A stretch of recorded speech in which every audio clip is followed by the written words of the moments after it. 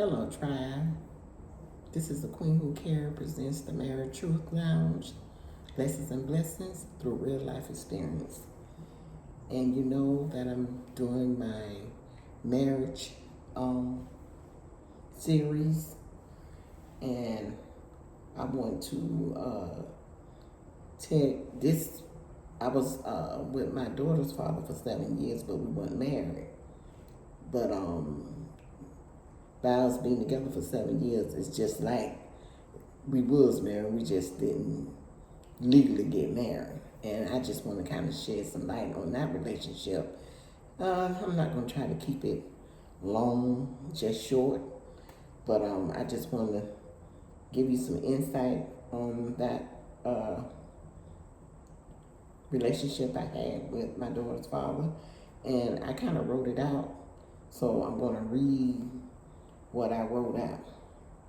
I was never married to my daughter's father, but we were together for about 7 years. During that time, I experienced domestic violence. I won't go too deep into it here, but it did happen. Despite the challenges, there were good moments too. He was a very hardworking man and a DJ on the weekends. We shared a lot of fun times, going to the movies, dining at nice restaurants, attending concerts, shopping, enjoying life together, and just being in each other's company. But things eventually changed. He started cheating, and I ended up cheating too. That's really what brought the relationship to an end. Today we share 3 beautiful grandchildren from our daughter, and he's now married to a very nice woman. They've been married now for 19 years. Life moves on, and so have we. And like I say, we was together for 7 years. We was kind of put together by his mom. His mom knew my mother. His mom used to manage a laundromat in Fort Lauderdale, Florida. She managed that laundromat for a good little bit. And she always told me that she always picked me out for her son. She really she was like my second mom. I remember when me and my mom was having some issues and everything, and we got into a little heavy duty argument. It was her that I went to stay with, and I remember when I was coming from work. I worked at that University Hospital in Fort Lauderdale, Florida, and I was about maybe 23, 24, and I was coming from work, and I had an expired tag, and the police pulled me over. And oh goodness, that was my first time going to jail my entire life. She pulled me over. My tag was expired. She arrested me. I was in the back seat crying, and I'll never forget. She was saying, "Oh, this must be your first time, duh."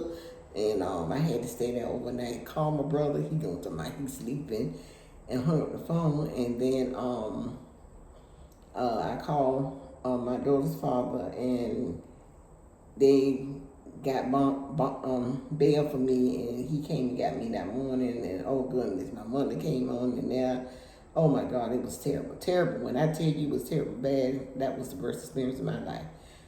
I know exactly then that I did not want to have nothing to do with being a criminal.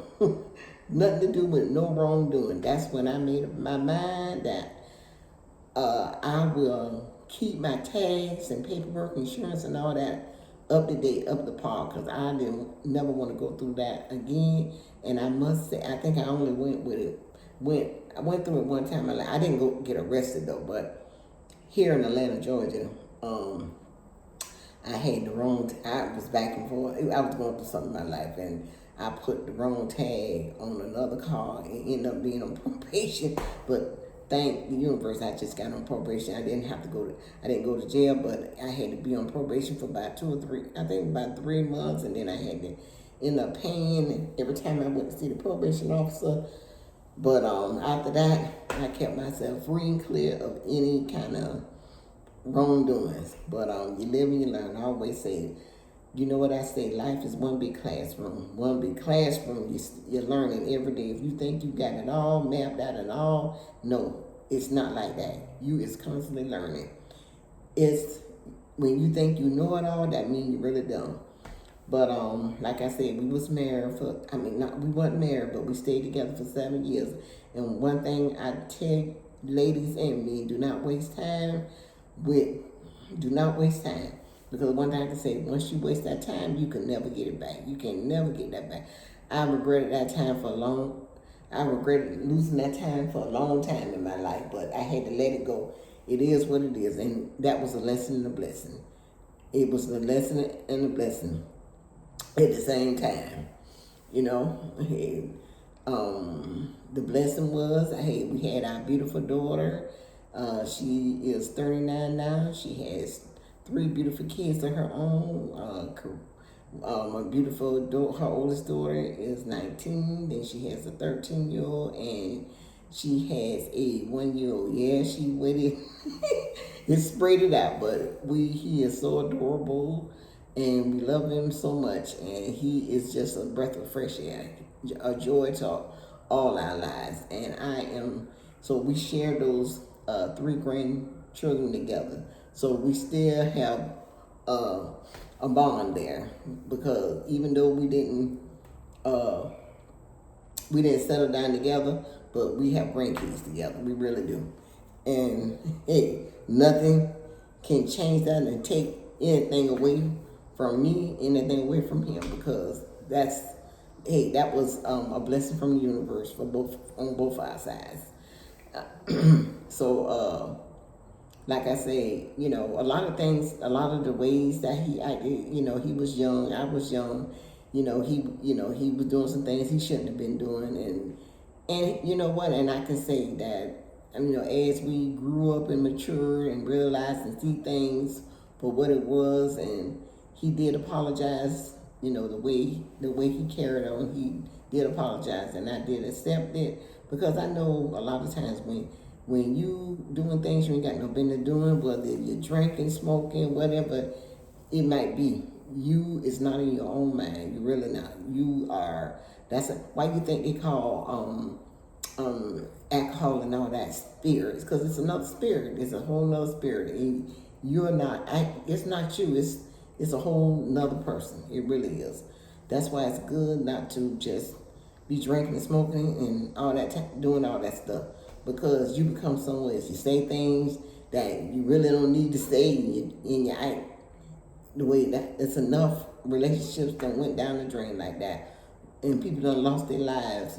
They drinking and smoking, get to and fight, and then when one of them killed the other, if both of them killed, it could be a murder suicide. But that's another thing. I know that I didn't want to do it again, be a drinker, a smoker, any of that, because I like to be alert. I like to know my surroundings, what's going on around me at all times. And if I'm drinking or smoking, doing stuff, people can take advantage of you, and you're not aware of what you're doing. Hey, you'll be like, hey, how I got here? You know, enough people done lost it. Like I said, enough people done lost their lives. They go places, they drinking, they smoking, they doing things, taking drugs they don't know nothing about, and before you know it, they done got raped and killed somewhere they didn't realize they was going. You know, so you have to be watching your surroundings all the time. I ain't going nowhere, and you out to a club, you better watch your drink. If you gonna get up, you better take your drink with you. Or if you got a good friend or somebody that can watch it, but I don't even trust all that. I just rather just take, drink it right there, let me drink it while I'm sitting there. But I ain't no drink, I ain't no smoke when I go out to the club, whatever. I don't have number one drink. I'm a drink that one mixed drink that, hey, that's it for me. Because I know I'll be, oh goodness, I'll be pouring drinks on people and, walking with no telling, with with something under my heel or something. But like I say, our families knew each other, and my mom knew his mom knew our mom. They kind of all worked together, hung out. It was this place in Fort Lauderdale. It was a club called the Downbeat, and I think a lot of them used to meet up there and hang out and talk about all kind of stuff, mean and all that stuff. So, Me and him, we knew each other from, childhood, and we went to high school together and stuff like that. But he went away to the military, and when he came back from the military, basically that's when we got together. But and then we when we broke up, we never we never really we never got back together. It was it was supposed to happen, but it didn't. It never did. So that's the way it goes. And y'all always say everything happens for a reason, and what's gonna be for you is gonna be for you. Everything, people be thinking, oh well, why did I marry this person? Why did this and why did that and all this kind of stuff. Like I say, now some marriages are not for permanent. It's for your growth. It's for growth. It's for a particular reason, but we done attach ourselves to people, and we done made people that's supposed to be temporary permanent, and then we wonder why we're going through going through a whole bunch of stuff. Like I say, everything is a lesson and a blessing. Like I say, in the first marriage, I learned how to cook eggplants, and I learned to know that I didn't want a man that drank and smoked all the time, be drunk and out of his mind and all the time.